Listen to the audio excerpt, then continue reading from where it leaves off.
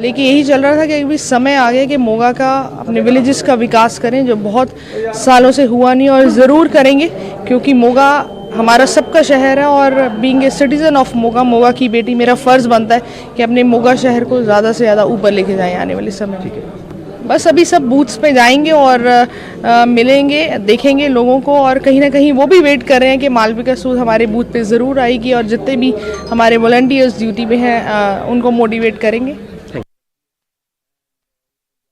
मैं अपने वोट का इस्तेमाल कर लिया। शहीद आजम भगत सिंह वर्गे हज़ारां योद्धियां ने कुर्बानियां दे के सानू वोटर कार्ड लैके दिता है। इस वोट के अधिकार का जरूर इस्तेमाल करो, जिन्हों मर्जी पाओ पर अपनी मर्जी ना पाओ।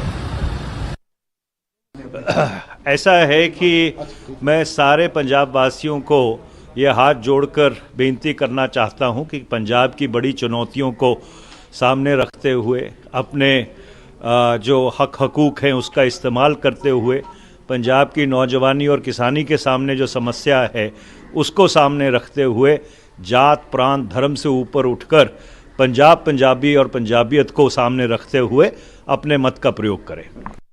8 साल पहले भी 2017 में तो यही तो ऐसे लोगों के घरों में तो रहे थे, यही लोग उनको फंड करते थे। अब आज जो फाउंडिंग मेंबर खुद हकीकत सामने ला रहे हैं, एक बॉर्डर स्टेट में एक ऐसी राजनीतिक गतिविधि खेली जा रही है, और ऐसे स्टेट में एक ऐसी सरकार आए, आप सोचे कि सत श्री अकाल जी, नमस्कार जी। आज का दिन पंजाब के भविष्य के लिए बहुत ज़रूरी दिन है। ऐसा भविष्य जिसमें आपके बच्चे अच्छे स्कूल में जाएं, उनको अच्छा रोज़गार मिले, वर्ल्ड क्लास सरकारी अस्पताल हों जिनमें आपके परिवार का मुफ्त इलाज हो, नशा ख़त्म हो। ऐसा भविष्य जिसमें पंजाब की 3 करोड़ जनता सुरक्षित महसूस करे। ऐसा भविष्य जिसमें देश की सुरक्षा सर्वोपरि हो। ये सब तभी होगा जब आप वोट डालने जाएंगे। सभी माताओं बहनों से भी मेरा निवेदन है कि आप वोट डालने ज़रूर जाएं। बाकी काम बाद में कर लेना, वोट सबसे पहले। मेरा युवाओं से निवेदन है कि आप वोट डालने जाओ तो अपने घर के बुजुर्गों को भी साथ लेके जाना। और हाँ, पोलिंग बूथ के बाहर अपनी फ़ोटो लेना मत भूलना, ताकि आज का दिन आपके कैमरे में हमेशा के लिए कैद हो जाए। सर, मोगा में तो बहुत मुद्दे हैं, साफ़ सफाई के भी मुद्दे हैं यहाँ पे, और यहाँ पे मेन सड़क में जो टूटी फूटी है, मतलब अभी स्टडी की भी बहुत, मतलब जब पाकिस्तान के जनरल आए थे जिन्हें राष्ट्रपति का बनने का मौका मिला था, मैंने अपनी आंखों से सेंट्रल हॉल में देखा था कि भारतीय जनता पार्टी के नेता जो थे वो लगभग पैर छूने के लिए आगे बढ़ रहे थे, इतने झुके हुए मुझे दिखाई दिए। तो आखिरकार फोटो तस्वीर ही ये पैमाना बन जाएगी, तो ये बताओ भारतीय जनता पार्टी पे न क्या क्या आरोप रखेंगे। और मैं तो मिलिट्री स्कूल से पढ़ा हूं, जो आपके सबसे बड़े अधिकारी हैं, जिस तरह के स्कूल से मैं पढ़ा हूं उसी तरह के स्कूल से वो पढ़े हैं। अगर मैं उनके साथ हूं तो वो भी मेरे साथ हैं। और जहां तक सवाल अनुराग ठाकुर का है, वो मंत्री हैं, जिस समय की घटना हुई होगी ब्लास्ट, उसी के आसपास हमें और वो सब लोग एक गाड़ी में बैठ करके डिफेंस की ऑफिस में गए थे। वहां पर टेरिटोरियल आर्मी की कोई बहुत ट्रेनिंग थी। अगर मैं आतंकवादी हूं तो वो भी आतंकवादी होंगे। और ये बात पूछिए आप उनसे कि क्या आप एक गाड़ी में मुझे बैठा करके नीरज शेखर खुद टेरिटोरियल आर्मी की ट्रेनिंग को लेकर के डिफेंस में लेके गए थे, नहीं कि लेके गए थे? तो इसका मतलब क्या निकाले हम? और फिर देश के बड़े बड़े उद्योगपति जो पैसा लेकर बैंकों के भागे, उनकी तस्वीर किसके साथ है? वो कहते हैं देखिए, ये भाषा इसलिए बदली है कि हमारे बाबा मुख्यमंत्री को समझ में नहीं आ रहा। आज जब मैं अखबार उठा करके देखा हूं, वैसे तो बाबाओं के नाम बड़े अलग अलग तरीके से लिए जाते हैं। अयोध्या में जाओ तो कोई दूसरे बाबा मिल जाएंगे, आप मथुरा वृंदावन में जाओगे तो बड़े बड़े नाम दिए जाते हैं। आज एक प्रतिष्ठित अखबार ने कहा है कि हमारे उत्तर प्रदेश के मुख्यमंत्री बुलडोजर बाबा हैं।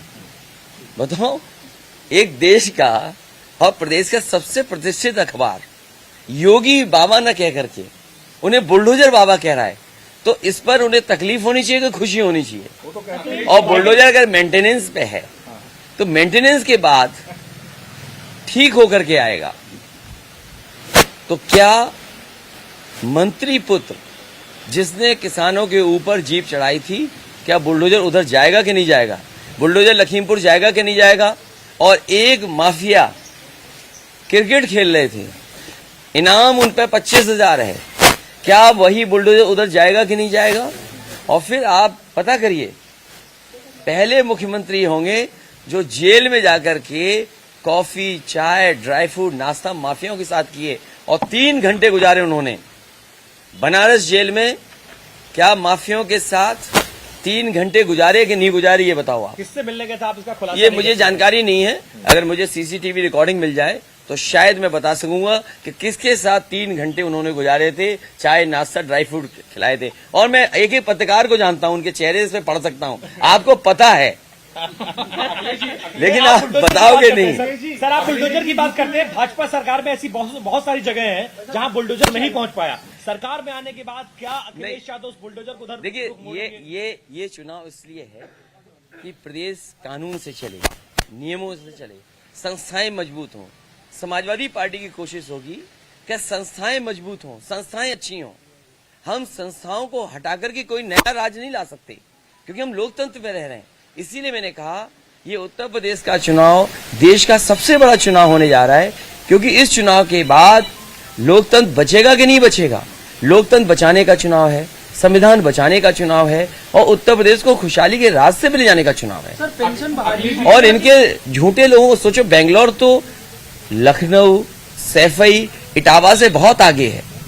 एक बेंगलोर के सांसद आए और एक्सप्रेसवे जैसी चले, उन्होंने बाबा योगी जी को धन्यवाद दिया। बताओ, बेंगलोर से आए और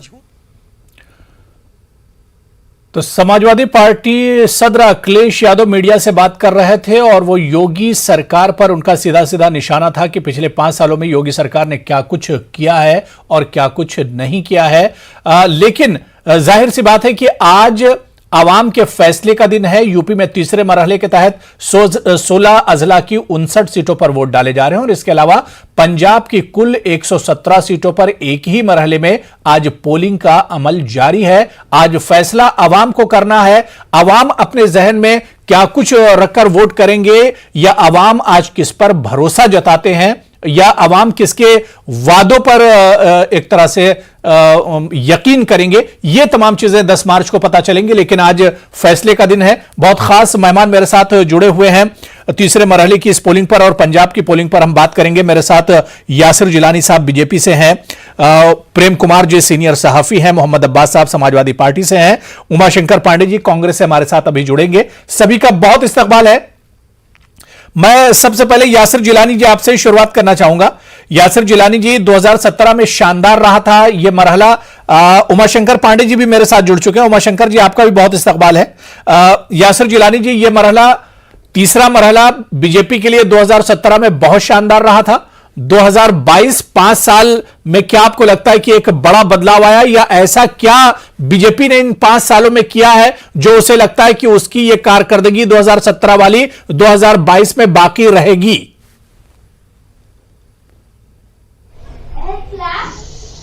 देखिए, बीच में 2017 के बाद जनरल इलेक्शन भी आया था भारत का, और उस वक्त भी रिजल्ट भारतीय जनता पार्टी के फेवर में ऑलमोस्ट उत्तर प्रदेश में रहा जी। और यकीन माने कि जो इस तीसरे मरहले में जिन इलाकों में चुनाव हो रहा है, बार बार मैं सुबह से देख रहा हूं चैनलों पे, या सुन रहा हूं, या लोग क्वेश्चन कर रहे हैं कि यादव बहुल इलाका है। तो ये इसी इलाके में पिछली बार बीजेपी ने बहुत जबरदस्त परचम लहराया था और एक बहुत बड़ा मार्जिन दिखा था यहाँ पे जीत का।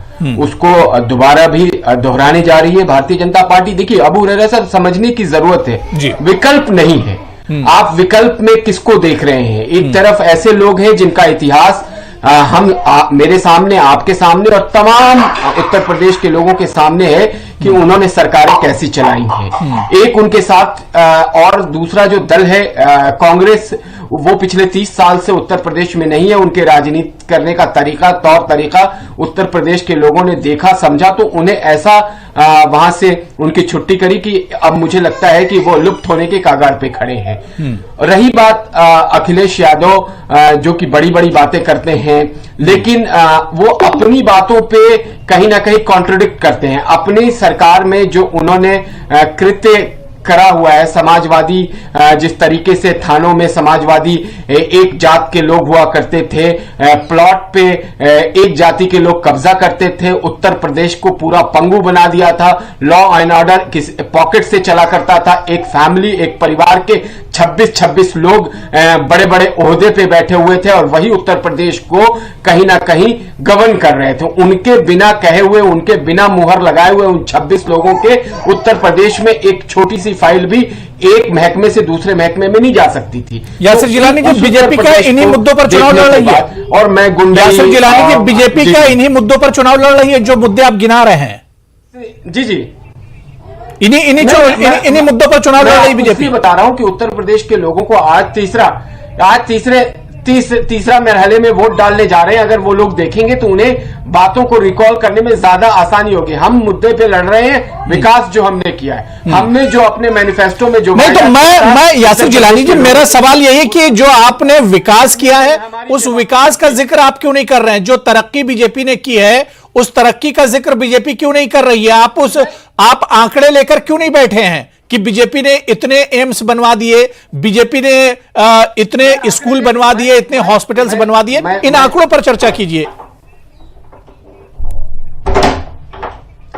नहीं, आंकड़ों पे सुन लीजिए, चर्चा होगी, लेकिन तब लोगों को, उत्तर प्रदेश के लोगों को याद दिलाने की जरूरत है जब एक पार्टी जिना को लेके आती है, एक पार्टी तुष्टिकरण की प्रकाष्ठा को लेके अगर कोई इशू आता है तो उस पे छोटे छोटे बच्चियों के कंधे का सहारा लेके राजनीति करती है। तब उत्तर प्रदेश के लोगों को और दिगर अन्य राज्यों के लोगों को यह बताने की जरूरत पड़ जाती है कि इनके काल में क्या हुआ है, इनका कार्यकाल कैसा रहा है, इन्होंने किस तरीके से उत्तर प्रदेश को नीचे लेके चले गए। आज उत्तर प्रदेश में ठीक है, मैं सबको एक एक करके डिबेट में जल्दी से जोड़ लेता हूं। मोहम्मद अब्बास साहब, मैं आपके पास आना चाहूंगा। यासिर जिलानी जी जो बात कर रहे हैं, मैं ये सोच रहा था कि आज यासिर जिलानी साहब मेरे साथ बैठेंगे तो योगी साहब के 5 सालों के जो कारनामे हैं उनके बारे में बताएंगे और एक लिस्ट लेकर बैठेंगे कि किन किन जिलों में कहां कहां हॉस्पिटल बने, कहां कहां स्कूल बने, कहां कॉलेज बने, कहां पर डेवलपमेंट हुआ, कितना रोजगार दिया गया। लेकिन आज फिर बात वही जिना और पाकिस्तान और कब्रिस्तान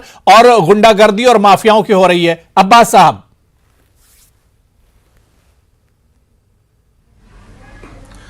अखिलेश यादव राष्ट्रीय अध्यक्ष समाजवादी पार्टी का जो पूर्व मुख्यमंत्री हैं, अखिलेश जी का इतना बड़ा कद है, इतना बड़ा कद हो गया है कि भारतीय जनता पार्टी के लोग खिसियानी बिल्ली खंबा नोचने की है। देखे ना किस तरह से घी कर रहे, पता नहीं ये कर दिया, वो कर दिया, परिवार खिसियानी बिल्ली खंबा नोचने की स्थिति में। भारतीय जनता पार्टी है झूठों की पार्टी, छोटा नेता छोटे झूठ, बड़ा नेता बड़े झूठ, सबसे बड़ा नेता सबसे झूठ, झूठों की पार्टी। तो आप तो सच्चाई कोई काम इनके पास नहीं है बताने लायक। कैसे किसानों को रोंद के इन्होंने मार डाला, मैं बता रहा हूं ना, किसानों कैसे रोंद के मार डाला गया।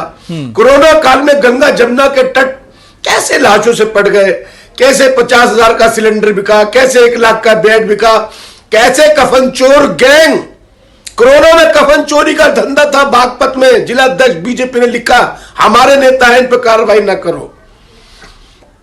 कैसे खाली पेट नंगे पांव कैसे पहुंचा, हजारों किलोमीटर का लाखों लोगों ने सफर किया। कैसे बेरोजगारों पर लाठियां पड़ी, कैसे दलित बेटियों को बलात्कार के बाद पेट्रोल डाल के आग लगाया गया, कैसे जहां चुनाव हो रहा है, कैसे यहां मनीष गुप्ता को गोरखपुर की पुलिस ने ठोका, कैसे भाजपा ने लोगों को ठोकने का काम किया, एनकाउंटर करने का काम है, कैसे ब्राह्मणों पर वज्रपात किया गया है, कैसे बेरोजगारी ने आसमान की बुलंदियों को छुआ। चलिए ठीक है अब्बास साहब, ये तो तमाम चीजें जो इस सरकार ने नहीं की हैं, लेकिन 2012 से 2017 के बीच में समाजवादी पार्टी और अखिलेश यादव ने जो डेवलपमेंट, जो रोजगार और जो तरक्की की थी, उसका कोई आंकड़ा हो तो आप सामने रखिए। जो योगी के दौर से अच्छा रहा हो? 54 जिले जी अच्छा नहीं जो भी काम किया अखिलेश यादव ने, एक्सप्रेस वे बनाया, मेट्रो कानपुर लखनऊ में दी, 54 जिलों को 4 लेन किया गया, 1000 से 1100 ज्यादा सब स्टेशन बिजली कर रहे हैं ना, हजारों किलोमीटर ट्रांसमिशन लाइन बनाई, 1 यूनिट बिजली पैदा करने का कारखाना